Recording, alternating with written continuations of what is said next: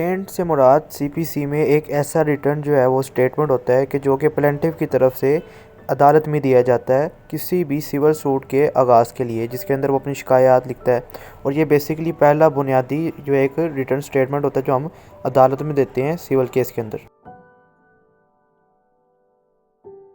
जो पहला पर्टिकुलर और उसका पहला कंटेंट है वो ये होता है कि हम प्लेन में लिखते हैं नेम ऑफ़ द कोर्ट, कि किस कोर्ट के पास ये इख्तियार है कि वो हमारी जो है वो प्लेन को सुन सकता है। उसके बाद पार्टीज़ के नेम, यानी कि डिफेंडेंट और प्लेंटिफ दोनों के पार्टीज़ के नेम लिखे जाते हैं।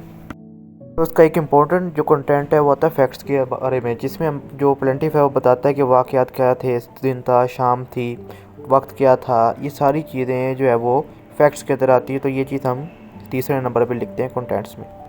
उसके बाद मोस्ट इंपॉर्टेंट चीज़ आती है कॉज ऑफ एक्शन, जिसमें प्लेंटिफ ये बताता है कि फैक्ट्स बताने के बाद कि उसके बाद जो उसका लीगल क्लेम जो है वो अराइज होता है। यानी कि अगर दो लड़कों के आपस में लड़ाई हो रही है, एक ने दूसरे को जो है वो इंजर कर दिया, बैडली इंजर कर दिया है, तो ये इंजरी है बेसिकली ये कॉज ऑफ एक्शन में जाएगी और उसका लीगल जो है वो क्लेम बन जाएगा।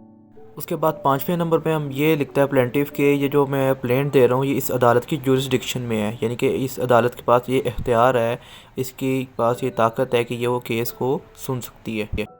नंबर 6 पॉइंट में हम जो प्लेंटिफ होता है वो लिखता है प्लेन में कि उसको क्या रिलीफ चाहिए। तो इस 6 पॉइंट में हम जो रिलीफ बताते हैं कि हमें अदालत से क्या रिलीफ चाहिए।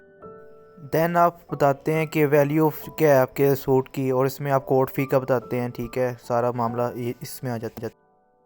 उसके बाद लास्ट में ये होता है कि जो प्लेंटिफ जो है वो अपने जो है वो साइंस वगैरह वो करता है, और इस तरह जो हमारे ये 8 कंटेंट पूरे होते हैं।